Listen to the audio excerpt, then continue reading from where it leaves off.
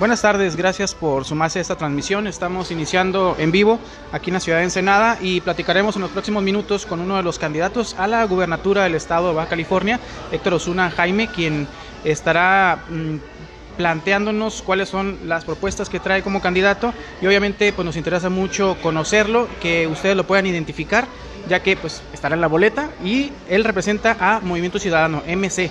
Buenas tardes, bienvenido. Buenas tardes, bienvenido a tu auditorio también. Bueno, platíquenos, nos dice que viene de un largo viaje desde Mexicali, ¿no? Algodones, pues tienen que recorrer todo el estado, diferentes necesidades, diferentes comunidades. Háblanos un poco para que de inicio lo conozcan. ¿Quién es usted? Bueno, mi nombre es Héctor Osuna Jaime, soy de Tijuana. Yo soy arquitecto de profesión, he tenido la oportunidad de tener 4 responsabilidades en el servicio público, así le podemos llamar. Yo fui de los que en 89 hicimos un viaje de Tijuana a Mexicali para convencer a Ernesto Rufo que fuera candidato a gobernador cuando era alcalde aquí. Y a partir de eso a mí me dijeron, oye, pues necesitamos mucha gente, no nada más el puro gobernador.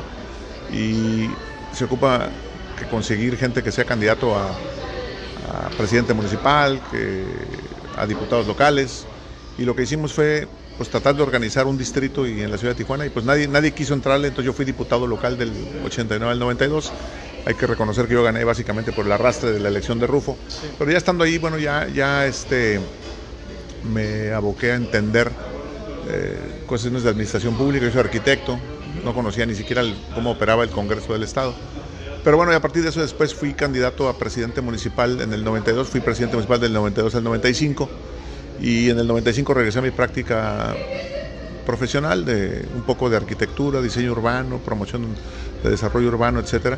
Y también tuve la oportunidad de dirigir una empresa de telecomunicaciones. Aprendí mucho del tema de telecomunicaciones, que es algo también importante que he podido hacer.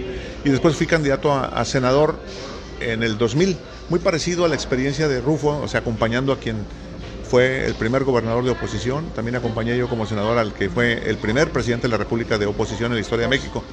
Entonces fui senador, fui presidente de la Comisión de Comunicaciones y Transportes del Senado de la República. En el 2006, cuando yo terminé mi gestión de senador, me propuso el presidente Fox como comisionado y presidente de la Comisión Federal de Telecomunicaciones. Entonces fui presidente de COFETEL del 2006 al 2010.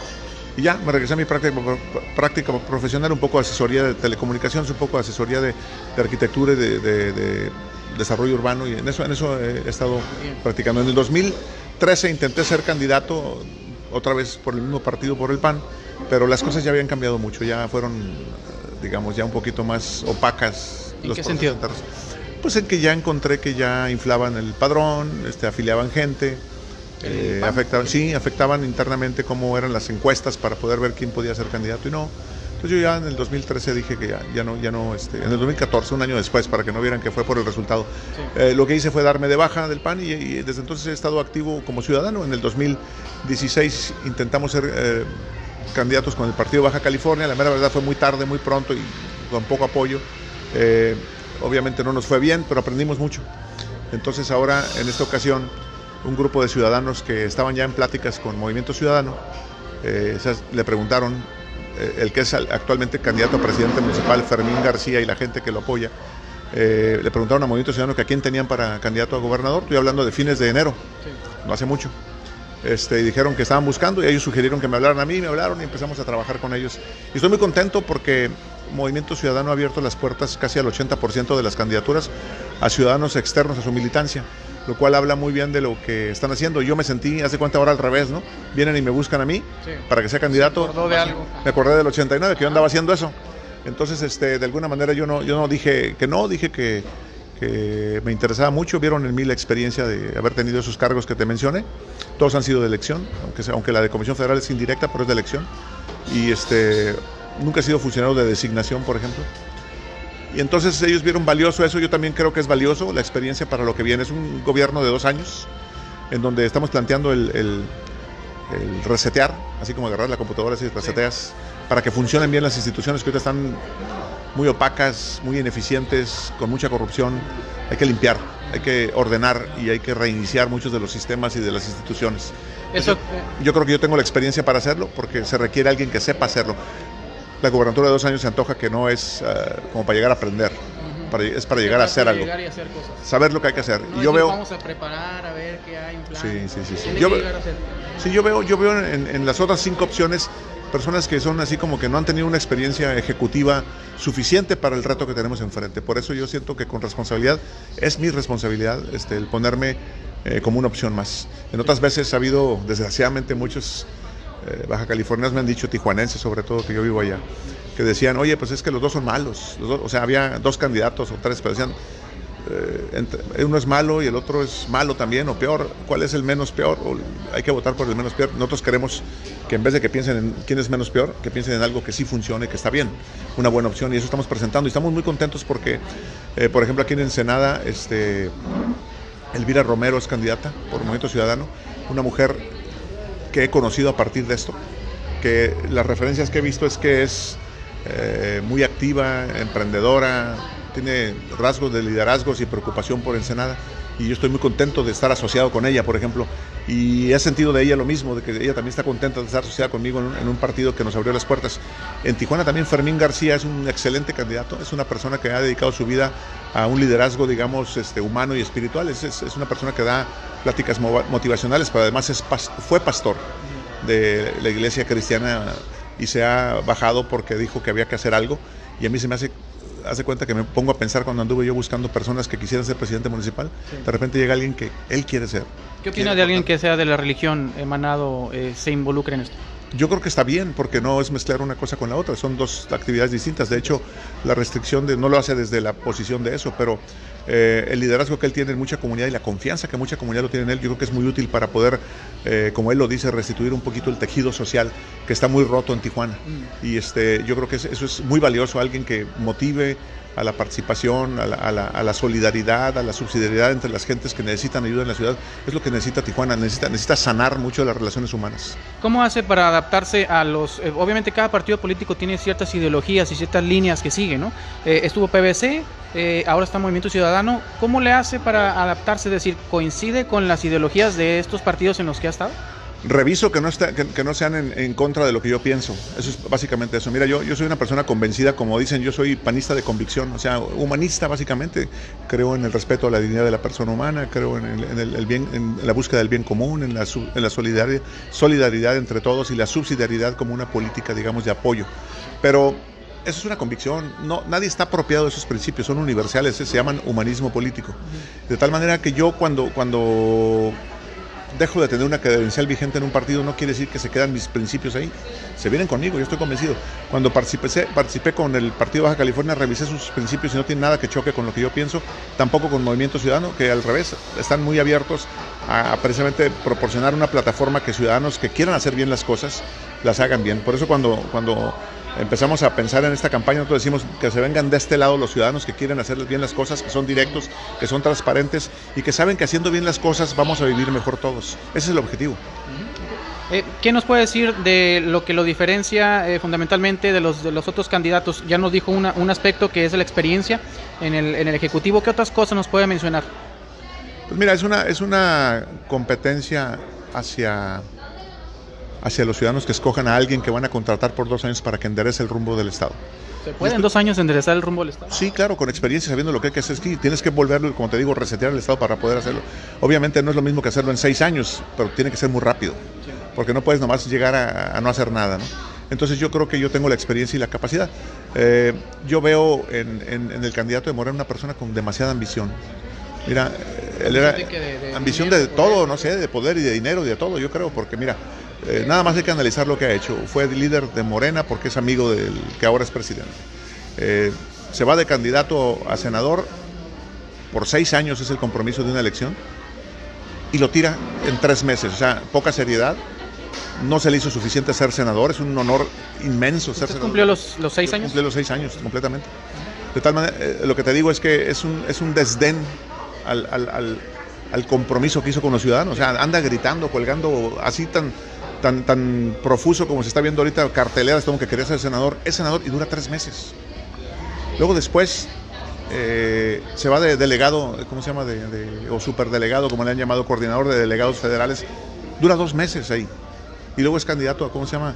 a gobernador. O sea, ¿qué seriedad hay en una persona que hace eso? Y después que es candidato a gobernador, ahora se le hace poco que sean 2 años. Ahora que es candidato se le hace poco que sean 2 años, nunca lo dijo antes. Se le hace poco que sean 2 años y quiere que sean 5 y utiliza métodos verdaderamente cuestionables, corruptos. Se dice muchas cosas, que hubo dinero de por medio, que anda presionando gente, que anda intimidando gente. Entonces yo le pregunto a los bajacalifornianos, ¿esa es la personalidad de alguien que le va a dar orden al Estado, o en realidad es alguien al que hay que temerle que sea el gobernador del Estado? Yo verdaderamente estoy sorprendido de la inmensa ambición desmedida que está reflejando en todo esto. Y bueno, ese es uno, es el que dicen que trae la ola a favor, pero va en picada rápidamente porque lo están empezando a conocer. Estas cosas está bien. Además tiene un problema que yo creo que no tiene la residencia efectiva, porque él fue funcionario de elección en Estados Unidos del 2000 al 2012 y la Constitución de Baja California pide 15 años de residencia efectiva. Tú no puedes ser residente efectivo de Baja California si eres representante de los ciudadanos de Chula Vista, California. No puede serlo, o sea, sencillamente no lo es porque eres allá. Entonces, o mintió aquí o mintió allá. Entonces es un problema adicional que tiene. No tiene experiencia de gobierno, no tiene experiencia ejecutiva, se está rodeando de los malos políticos históricos de Baja California, todo el priismo malo, que yo reconozco que hay priistas buenos, está rodeando de todos ellos. Entonces la mera verdad es de dar miedo el futuro en manos de una persona así. Por otro lado, el PAN yo creo que ya se descompuso, las mafias internas ya hay componentes que a mí me asustan también. Platíquenos de eso, porque queremos ver su perspectiva. Usted que estuvo mucho tiempo, muchos años, platíquenos bien a detalle, ¿cómo ve el panorama y de qué mafias, mejor díganos los nombres, ¿no? Pues internamente han estado, como quien dice, controlando el padrón de militantes.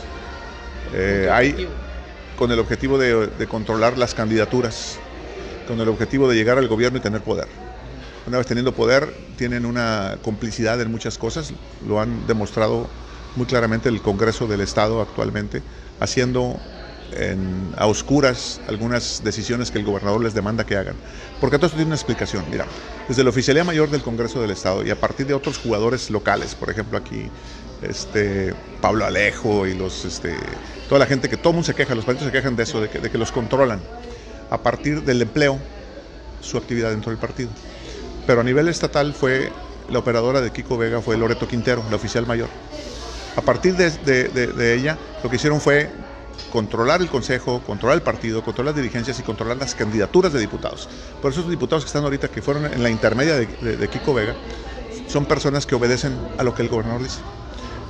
Las dudas sobre las APPs, las dudas sobre el tema de Constellation Brands, la duda sobre el tema de la desaladora de Rosarito, que a todas luces no está fundamentada, sino es un negocio que se está entregando a alguien a cambio de qué, es la pregunta.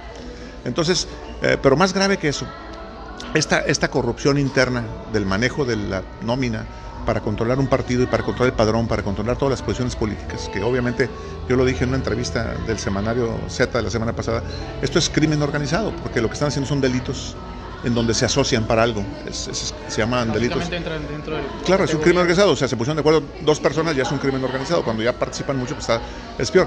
Pero mira, esto ya raya en lo criminal. A mí vio por eso en el 2014, ya cuando vi que ese era el juego interno del PAN, yo medio sabía, pero ya digamos que lo percibí en experiencia propia, cuando internamente falsearon encuestas, etcétera. Te puedo platicar todo eso con detalles y con pruebas. Pero lo que yo dije en el 2014, yo ya no quiero ser militante de un partido que hace eso. Sobre todo porque el planteamiento de muchos es decir, es que son las nuevas reglas de la juega.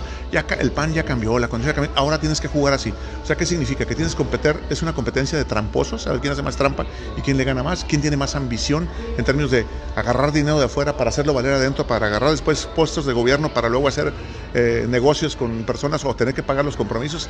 Se me hace un juego muy, muy malo, por eso el gobierno está como está y por eso la gente percibe tanta corrupción y tanta ineficiencia.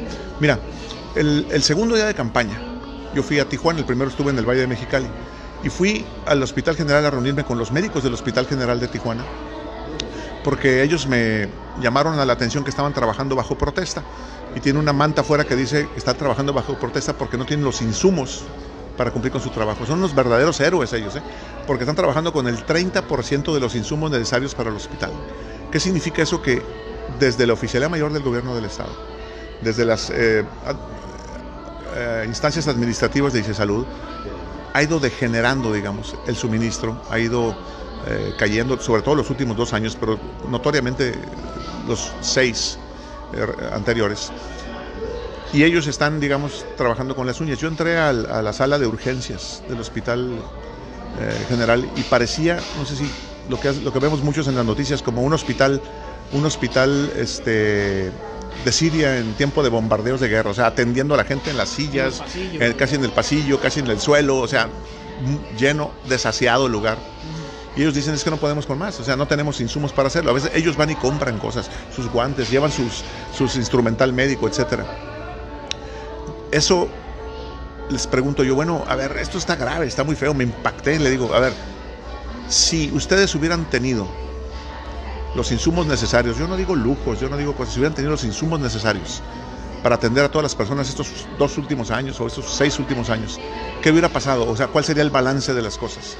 Y me contestaron inmediatamente, me dicen, mucha gente no hubiera muerto, me dicen. Lo cual, delicado, ¿no? Lo cual es delicado, sí. Pero te recuerdo a lo que estoy diciendo, cómo degenera eso del controlito del padrón dentro del partido. Yo conozco ese partido, y creo que hay otros peores, pero cómo las mafias estas derivan o te llevan a una complicidad, y te llevan a una corrupción, y te llevan a una eficiencia, y te llevan a muertes de personas. Por eso yo te digo que raya en lo criminal, ese crimen organizado que hay dentro de los partidos. Hay mucha gente que trivializa esto, que dice, no, pues es que el grupo de los no sé qué, y el grupo de controla aquí, controla allá, y no se dan cuenta o no conectan, y es parte de la misión de lo que yo estoy tratando de hacer entender a todo el mundo, incluyendo a ellos, a los panistas, de que no sean tan irresponsables. No es un partido de fútbol, ¿no? Como que le voy al pues no es el club de Toby y ya se acabó porque nos controlamos, nos repartimos las tortas y gané yo 3 tortas y tú 2. O sea, no es así, ningún partido de fútbol en donde, bueno, el score, el árbitro se inclinó para un lado y todo el mundo salió enojado. No. Aquí estamos jugando el futuro de nuestros hijos en educación, la salud de nuestras familias en todo el tema de salud, nuestras oportunidades de desarrollo económico, porque pues sin educación y sin salud pues no hay desarrollo económico, desarrollo humano, las instituciones de justicia, la policía, o sea, mira, si este tipo de corrupción derivado de estos grupitos internos del partido en el gobierno fuera nada más que taparon menos baches en las calles, pues todo nos da coraje eso. O sea, que no les alcance el dinero para mantener las calles en buen estado. Pero cuando ya lo ves aplicado a todo lo que es el gobierno, caes en cuenta que inclusive personas mueren por esa complicidad que tienen.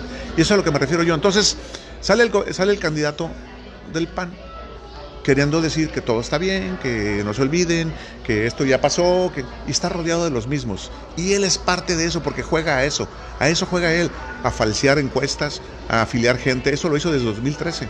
Entonces, ¿de dónde creen la gente? Yo porque conozco las entrañas de todo esto, ¿de dónde cree la gente que alguien con una cara bonita y unos pósters grandotes y unas carteleras por todo el estado, un derroche de dinero insultante en todo esto, a la inteligencia de todo el mundo, ¿de dónde creen que va a ser distinto?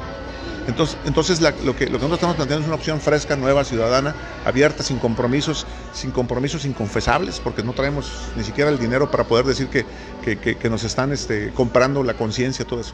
Pero sí tenemos la experiencia, tenemos la seriedad y sabemos cómo hacer las cosas.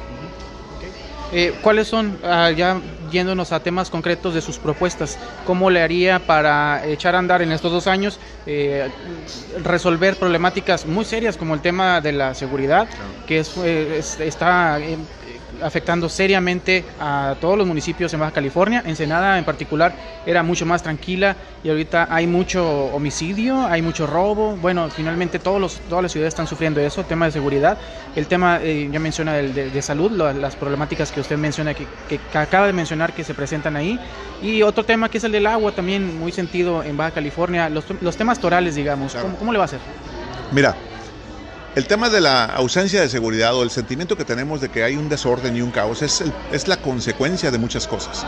No es en sí un problema. Yo a veces le digo a una persona, haz de cuenta que tú te sale alguna roncha, alguna cosa por algún problema que traes en todo tu organismo.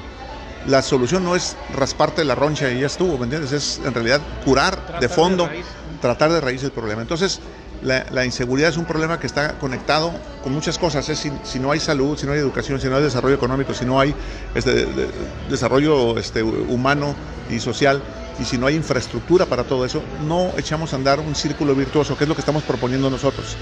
Yo creo que lo que traemos es las consecuencias de que las cosas no han funcionado. En la frontera tenemos un problema muy serio. Aquí les llegan las secuelas, yo creo, del tema de la frontera, porque es un lugar de tránsito para cosas ilícitas.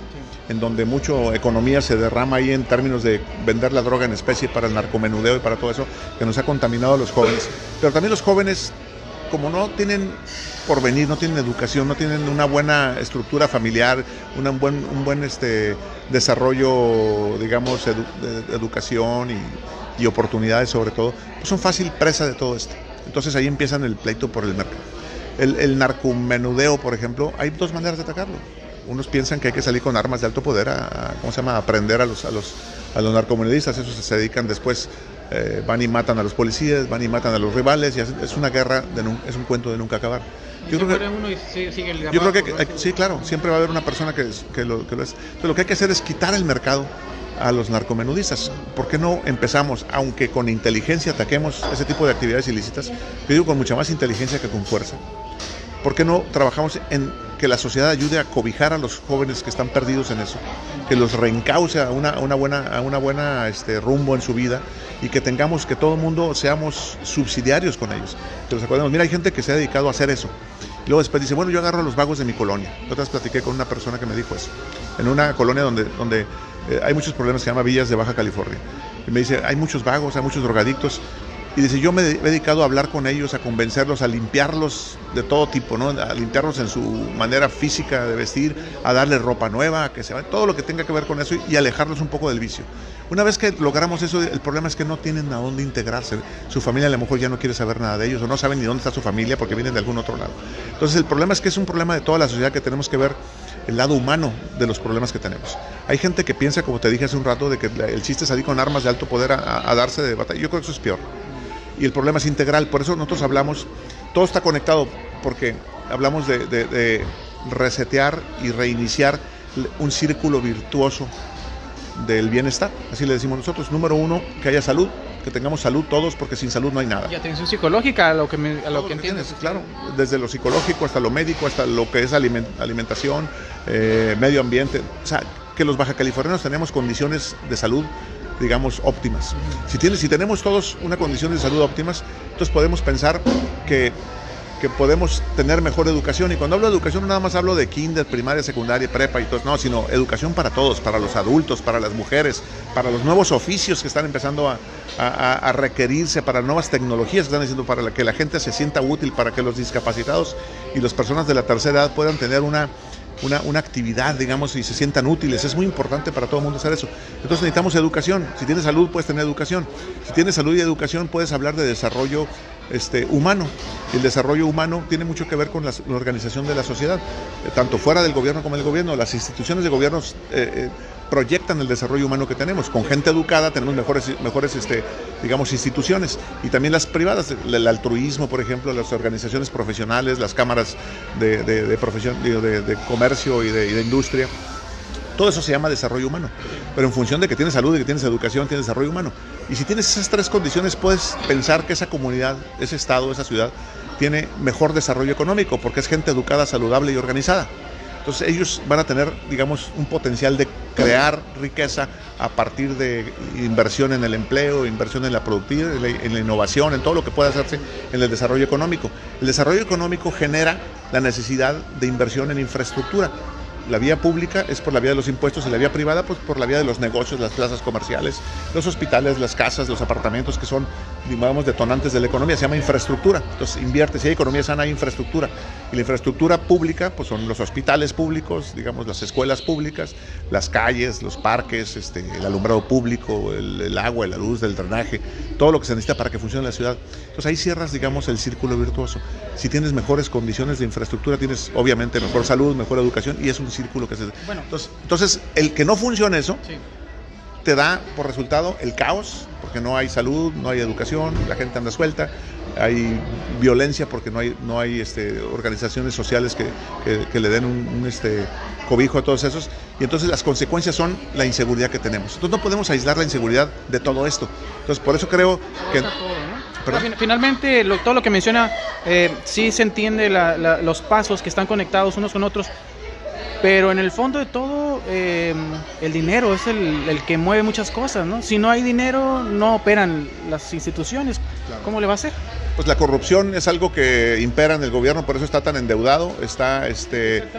Lo que hay que hacer es llegar y abrir, ahora sí que como la caja de Pandora, a ver qué encontramos en todo esto.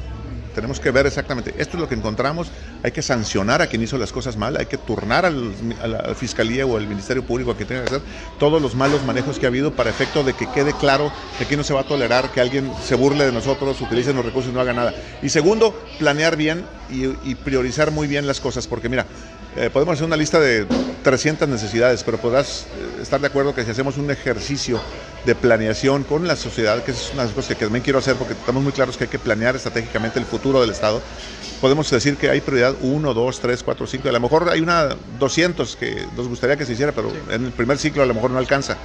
Y ese ejercicio transparente de planeación y de priorización de las necesidades del Estado nos da una sensación de confianza, la sensación de confianza en el que el gobierno es transparente, eficiente y colabora con la sociedad. Entonces hace que los ciudadanos cumplan con su gobierno, y eso detona también en el círculo virtuoso, detona una confianza que es necesaria para que todo funcione.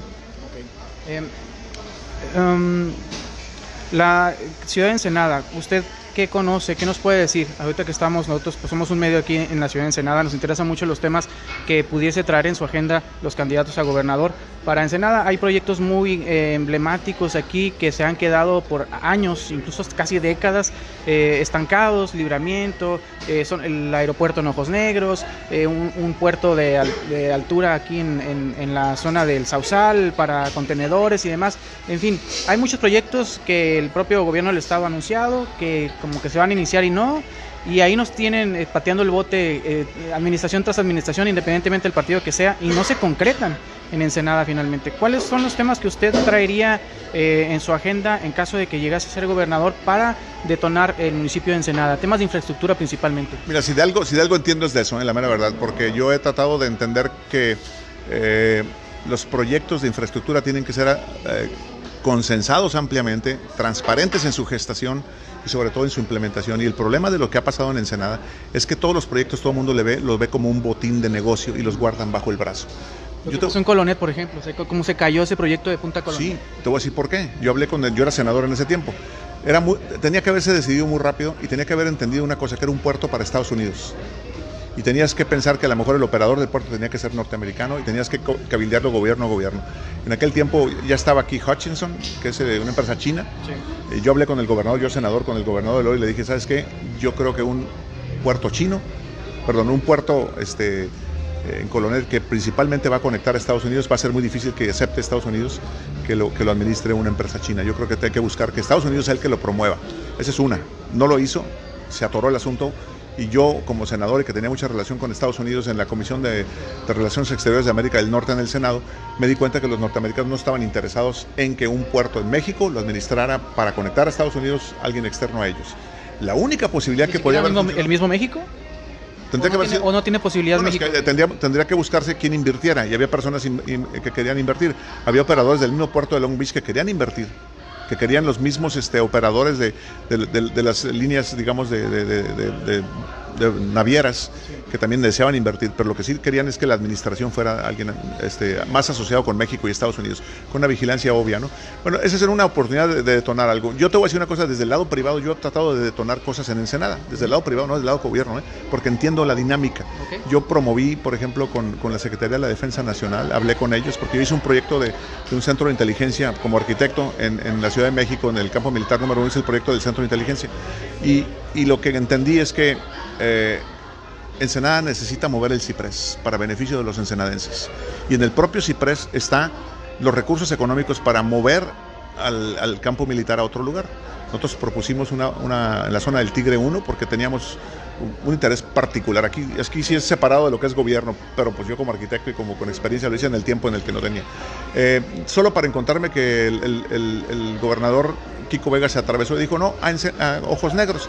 Yo dije, no va a funcionar. ¿Quién va a invertir un aeropuerto? Se los dije claramente al ingeniero Manuel Guevara. Digo, nadie va a querer hacer eso. Y ya pasó el tiempo. Ojos Negros?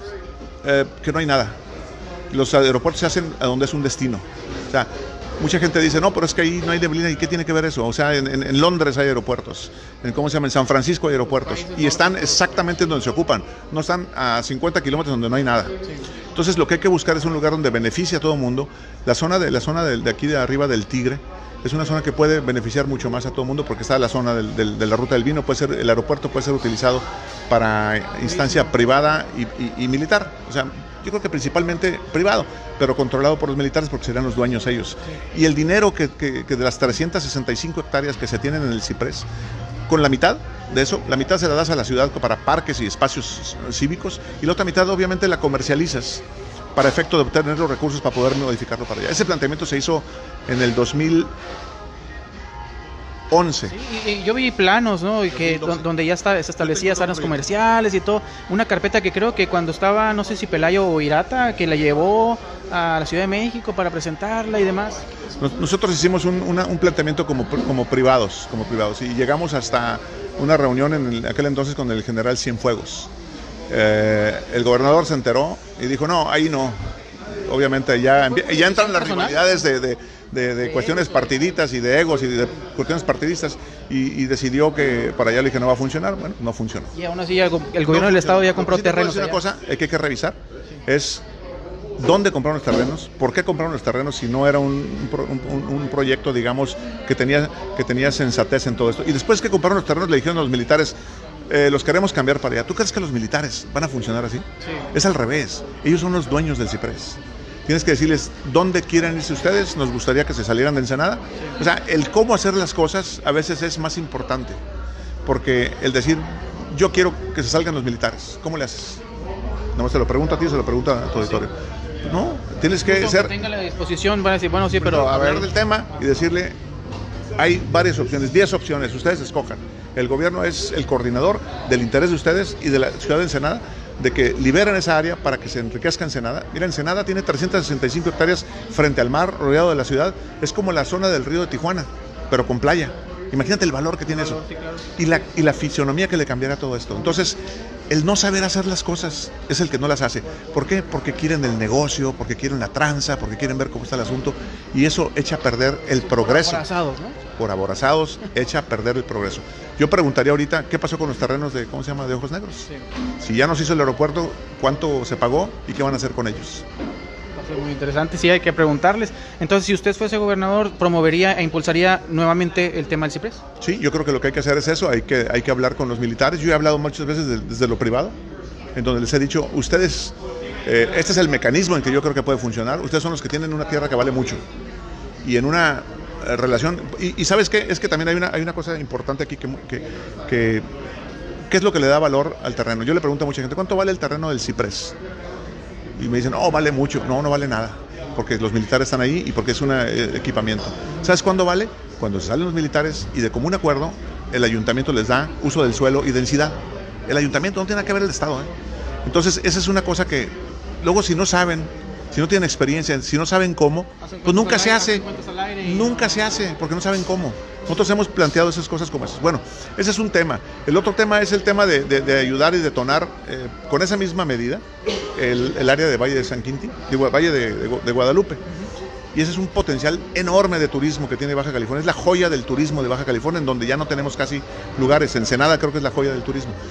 Ensenada tiene un potencial importante también en el Valle de San Quintín, en donde yo creo y simpatizo con la idea por la distancia sobre todo, de que se transformen en un municipio, pero hay que ayudarles a que crezcan bien, hay que ayudarles a que tengan infraestructura adecuada, porque esta está, digamos, con una precaria infraestructura, pero con una economía muy grande.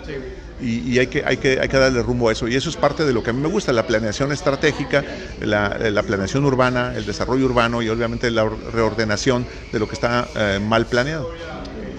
Y en el tema de seguridad, ¿estaría usted de acuerdo en la presencia de militares, la Guardia Nacional? ¿Qué opina de eso? Pues mira, lo que están haciendo es básicamente utilizar lo que ya se tiene, que son elementos en el ejército, para uniformarlos como civiles y Guardia Nacional. Yo creo que la ley de la Guardia Nacional tiene que ser, aunque tengan militares ahí, tiene que ser con características civiles. O sea, no pueden meter el fuero militar a las actividades de la Guardia Civil. Entonces tienen que olvidarse. Vamos a ver si mentalmente están preparados para eso. Ya vi que son muchos generales los que la van a dirigir. El entrenamiento militar es muy distinto que el entrenamiento civil. El tema que se atraviesa obviamente es el tema de la transparencia y los derechos humanos. Y yo espero que, aunque sean militares, se comporten como civiles. Ya veremos. Otro de los temas, la Constellation Brands, ¿qué harías si llegas a ser gobernador? ¿Revisarías los documentos de cómo se creó y todo? Sí, claro, porque ahí el problema es la opacidad con que se hizo todo eso. ¿Cree que hubo opacidad? Sí, claro. Es un negocio ahí escondido de alguien y en donde se tiene que abrir y resolver. Tuve una reunión el primer día de campaña con el Comité de Defensa del Agua en el Valle de Mexicali y también llegamos a una conclusión muy interesante, que como que no se hablan y también hace falta una planeación de todo Mexicali para poder sacar el potencial. Es otra historia parecida a la de Ensenada, pero como que de la Romosa para allá es otra realidad que para acá. Entonces quedaron satisfechos, contentos. Hoy estuve otra vez en el Valle de Mexicali en la mañana, en el arranque de campaña del candidato a diputado, que es Rigoberto Campos, y del candidato a presidente municipal, que se llama Gerardo Aguíñiga. Y los tres ya tenemos muy claro qué es lo que hay que hacer. Hay que establecer los consensos, y los ejidatarios y los agricultores del valle, con los que hemos tenido reuniones ya muy extensas, una de 3 horas el primer día, están muy convencidos de que hay que hacer una planeación, un diálogo que dure a lo mejor meses, pero que nos dé rumbo. Yo le decía a mucha gente que el tema de la planeación estratégica aplicado a este tipo de cosas tan complejas es como si estuviéramos, no sé, 40, 50 personas en una lancha. Y en la lancha todos estamos, pues digamos, nos dependemos de uno del otro y cada quien tiene un remo. Pero el problema es que no nos hemos puesto de acuerdo a dónde queremos ir. Y cuando tienes un remo para remar, a lo mejor tú tienes una idea de para dónde quieres ir, tú quieres ir para allá, yo quiero ir para otro rumbo. Imagínate, se ponen 5 de acuerdo y mueven un poquito el barco para acá, un poquito para allá. Entonces, si no nos ponemos de acuerdo, el día que nos ponemos de acuerdo, lo que sucede es lo siguiente, que todo el mundo estamos entendiendo que si vamos al punto 1, vamos a poder llegar al punto 2, al punto 3, al punto 4, y a lo mejor ya llegamos al punto 5 o al punto 6, que era el que yo quería llegar, pero entendí que teníamos que hacer otras cosas primero. Ese tipo de planeación, ¿qué requiere? Liderazgo. Obviamente el gobernador puede hacerlo y por eso digo que yo puedo hacerlo, yo sé hacerlo. Pero no soy el experto en eso. Se requiere un método de planeación estratégica y un facilitador con experiencia para todo eso. Si yo busco, te lo encuentro en 3 días. El problema es que hay que traerlo, hay que decirle, hay que ver el reto, hay que sentarnos a trabajar y hay que hacerlo. Se requiere liderazgo, visión y sobre todo implementación de una visión como esa.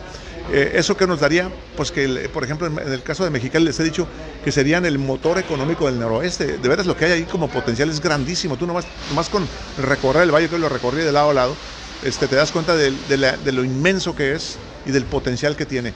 Y el tema de la intermediación al comercializar sus productos obviamente también es en detrimento de la economía del Estado. Hay que quitar intermediarios, hay que ser transparentes con ellos, hay que buscar los mejores mercados en el mundo para los productos, hay que buscar si lo que se cosecha es lo más rentable, a lo mejor hay que modificar, hay que ver si lo que muchos nada más rentan la tierra, eso es lo más productivo, y hay que ver a quién se la rentan y por qué y cómo y cuándo. O sea, es muy complejo. El problema del agua es un problema muy serio, lo del tratado con Estados Unidos para el agua del río Colorado, el agua del subsuelo, que ya está cada vez más profundo y más desgastado. El que cuidemos eso y cuidemos el medio ambiente, pues está Rigoberto Campos, que trae ese tema de hace mucho, ¿no? Sí, claro, él es una persona que lo ha hecho y yo lo acabo de conocer. Sin embargo, coincidimos en todo. Coincidimos en que hay que hacer las cosas bien. Por eso, ahora que andamos en campaña, llegamos a cuenta que lo que queríamos decirle a los baja californianos es que se vengan de este lado, del lado de los que queremos hacer las cosas bien, del lado de los directos, de los transparentes y de los que sabemos que haciendo las cosas bien, vamos a vivir mejor todos, pero hay que hacerlas bien transparentes. Por último tema, la migración. ¿Qué opina del tema de los migrantes, de las caravanas de migrantes de centroamericanos? ¿Cómo abordaría eso? Pues yo creo que hay que ver primero si no son manipuladas, si no tienen un objetivo, una agenda política, mucho más allá de lo que alcanzamos a entender. Segundo, que es una realidad que sucedió y tenemos 2 experiencias en comparación, una de los haitianos y otra de los hondureños. Y todo el mundo en Tijuana está feliz con los haitianos porque se han integrado a trabajar y son personas que están progresando por ellos mismos. Y otra experiencia de los hondureños que llegaron pateando la puerta. Entonces los tijuanenses, de alguna medida los ensenadenses también, pero los tijuanenses de una manera mucho más clara, casi todo el mundo viene de algún otro lado. Es una ¿cómo decir? Como una... minoría los nativos de Tijuana. Pues ya no, pero sí hay de muchos orígenes. Por más que seas nativo, tu familia vino de algún lado. Sí, claro. Entonces, el que vengan de algún lado no asusta a nadie. Lo que sí asusta es que no se integren. Ok, muy bien. Entonces, pugnaría por ello, ¿ah? Sí, claro. Bueno. Un último mensaje para las personas que lo están viendo, que los convenza a los de Ensenada, a ver qué les puede decir. Bueno, pues que yo conozco Ensenada, he trabajado con temas de Ensenada, tenemos propuestas para Ensenada, queremos que Ensenada sea la joya de Baja California en términos turísticos, en términos agrícolas, y yo creo que tienen todo, y lo que más valoran los ensenadenses, y a mí me da envidia de la buena, es que valoran su calidad de vida. Yo creo que el orden, sacar el caos de nuestras ciudades y darle orden, darle futuro, promoverlo y darle orgullo a todos los ensenadenses es mi propósito. Y en 2 años vamos a resetear al Estado para que quede en condiciones de que así sea, para que no se nos vuelva a salir de control lo que es Ensenada y lo que es Baja California. Bien, muchísimas gracias por su tiempo y esperemos verlo pronto en otra fecha, ¿no? Con mucho gusto, muchas gracias. Gracias. Bueno, con eso concluimos la entrevista con Héctor Osuna Jaime, quien es candidato por Movimiento Ciudadano para la gubernatura del estado de Baja California. Esta entrevista quedará grabada y posteriormente la tendremos también disponible en nuestro canal de YouTube. Gracias por seguirnos y estaremos posteriormente dando seguimiento a los candidatos también de presidencia municipal y diputaciones de Movimiento Ciudadano. Muchas gracias. Hasta luego.